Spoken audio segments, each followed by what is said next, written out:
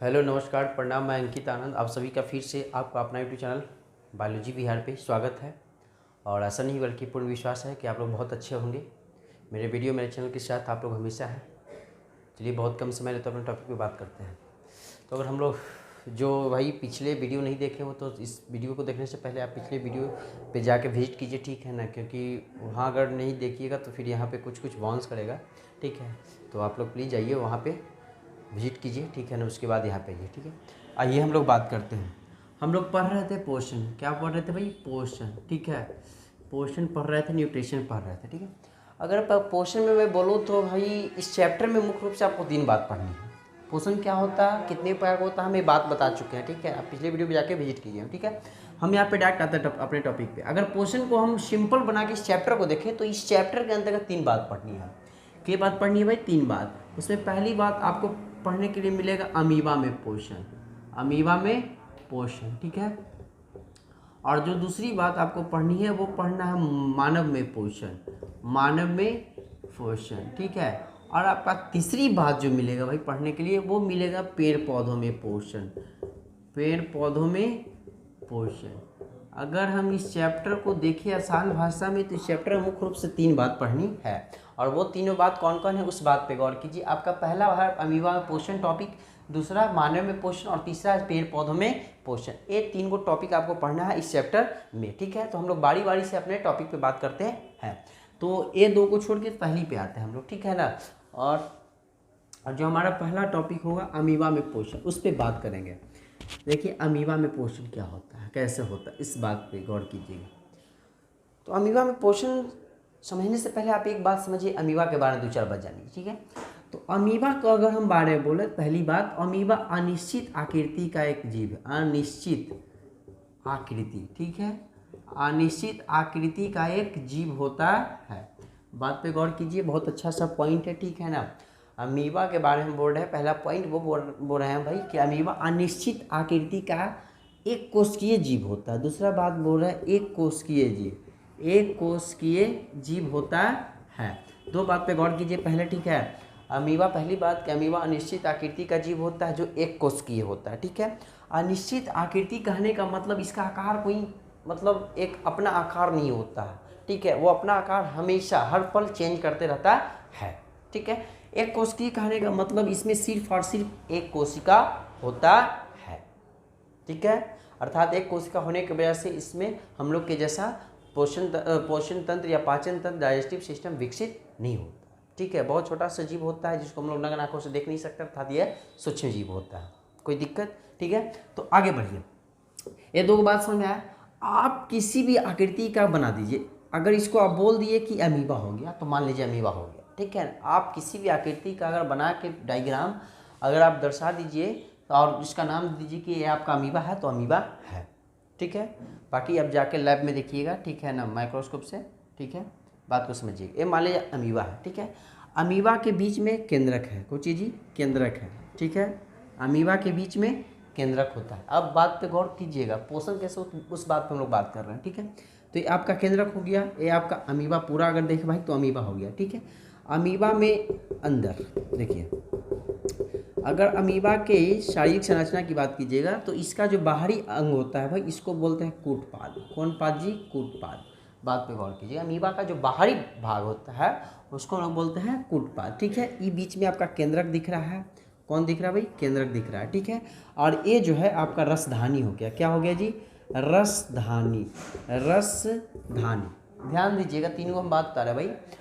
पहला आपका जो सबसे बाहरी भाग हो गया कूटपाद हो गया, कोई दिक्कत। और जो बीच में होता है वो केंद्रक होता है, और जो द्रव्य भाग होता है जिसको बोलते हैं रसधानी। कौन धानी? रसधानी। चलिए इस बात को आगे बढ़ाते हैं हम लोग, ठीक है। जैसे ही अब इसको मिटा रहे हैं, नाम तो आप लोग देख लिए मेरे ख्याल से। अब बात में गौर कीजिएगा, देखिए इसे पोषण कैसे होता है। जब अमीबा या जब कोई भोजन का कण अमीबा के नज़दीक होता, मान लीजिए यहाँ पे भोजन का कण हो गया, क्या हो गया? ये भोजन का कण हो गया। बात पे गौर कीजिए, लिखा जाएगा आपसे, बस खाली समझिएगा बात को। मान लें कि भोजन का कण इसके बगल में, ठीक है। ये क्या करता है भाई? अपना कूटपाद जो है, ये मान लें कूटपाद है तो इसको आगे की ओर बढ़ाना शुरू कर देगा। इधर से ये बढ़ेगा, इधर से ये बढ़ेगा, ठीक है ना। इस तरह से बढ़ाना शुरू कर देगा, इस तरह से बढ़ाना शुरू कर देगा। इस तरह से बढ़ाते बढ़ाते एक समय ऐसा है कि दोनों आपस में जुड़ जाएगा, मिल जाएगा। और जो ई वाला हिस्सा है, जो पुराना वाला हिस्सा बच गया, इसको नष्ट कर देता है, इसको नष्ट कर देता है। अब ध्यान दीजिएगा, ई नष्ट हो गया तो ये भोजन का कण अंदर चल गया कि नहीं चल गया, तब भोजन इसके शरीर में गया। ये राजधानी क्या करता है, राजधानी के साथ भोजन मिलकर भोजन पच जाता है। क्या होता है भाई, पच जाता है, ठीक है। अर्थात कहने का मतलब इस प्रकार से अमीबा का पोषण होता है, ठीक है ना। बात पे गौर कीजिए, क्वेश्चन आपसे बहुत बार पूछ चुका है अमीबा में पोषण कैसे होता है, ठीक है। अगर ऑब्जेक्टिव क्वेश्चन है तो ऑप्शन ए को कूटपाद मिलेगा। क्या मिलेगा जी, कूटपाद, ठीक है। कूटपाद के माध्यम से अमीबा में पोषण होता है, तो अगर ऑब्जेक्टिव है तो वो मारना है, ठीक है।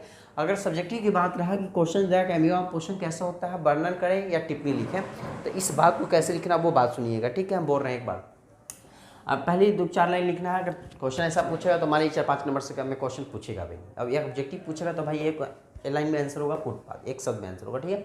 अगर सब्जेक्टिव पूछा तो उसमें जोड़ जोड़ के लिखना है। पहली लाइन क्या लिखना है, अमीबा अनिश्चित आकृति का एक कोशिकीय जीव होता है, ठीक है।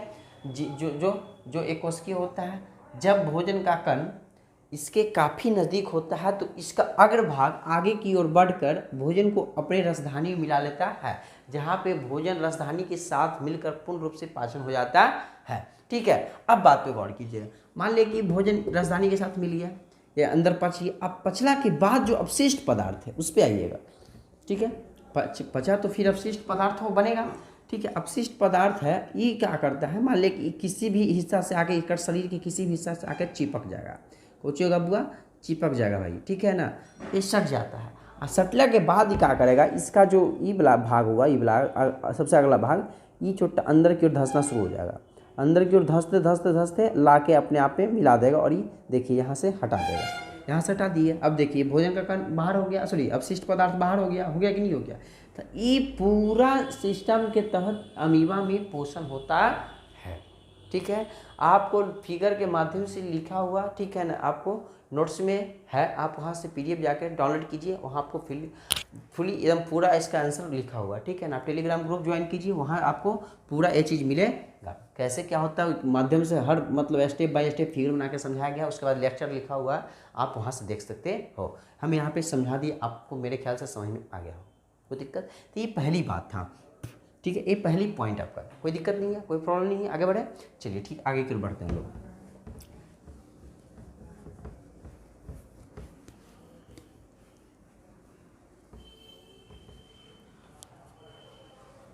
अब हम लोग को जो दूसरा पॉइंट पढ़ना है भाई, उसका नाम है मानव में पोषण। मानव में पोषण, ध्यान दीजिएगा, मानव में पोषण कहने का मतलब मानव भोजन कैसे ग्रहण करता है, उसका पाचन कैसे होता है, और अपशिष्ट पदार्थ कहाँ से कैसे निकलता है, इस बात पे हम लोग बात करें, ठीक है। तो आप इस बात को पहले समझिए, ठीक है ना। आप एक फिगर बनाइए। सबसे पहली बात, मान लिया कि हम यहाँ से 1 लिखे, क्या लिखे जी, 1 लिखे, ठीक है। आप इसको यहाँ से इसको, इस बात को समझने के लिए आप एक फिगर थोड़ा सा छोटा सा देख लीजिए। हम मान लीजिए 1 लिख रहे हैं, ठीक है, 1 लिख दिए, इसी को लेकर 2 लिख दिए, इसी को लेकर हम 3 लिख दिए, इसी को लेकर हम 4 लिख दिए, ठीक है ना। बात को समझिएगा, बहुत अच्छा आसान सा फिगर है, हम बहुत शॉर्ट में फिगर बना रहे हैं, ठीक है ना। ध्यान दीजिए, ये मान लिया जाए कि आपका एक मस्तिष्क का फिगर बना, ठीक है ना, लगभग सेम कंडीशन मिल रहा है, ठीक है ना। बात को समझिएगा। अगर मनुष्य में भोजन के अगर पोषण की बात कीजिएगा तो देखिए, मनुष्य मुंह से भोजन ग्रहण करता है, ठीक है ना, मुंह के अलावा तो और कहीं से ग्रहण करता तो नहीं। तो भोजन जैसे ही मुंह में जाता है भाई, तो भोजन का पाचन भी प्रारंभ होता है मुंह से। मुख से ही भोजन का पाचन भी प्रारंभ हो जाता है, ठीक है। आप जैसे ही भोजन ग्रहण कीजिएगा, या कोई भी जीव, कोई भी मनुष्य भोजन ग्रहण करता है, तो उसका पाचन भी जो है वो मुंह से ही स्टार्ट होता है, ठीक है ना। अब देखिएगा, अगर आप सिर्फ इस भाग का अगर आंतरिक हिस्सा देखिएगा, तो इसमें कौन कौन हिस्सा होता है उस बात पे।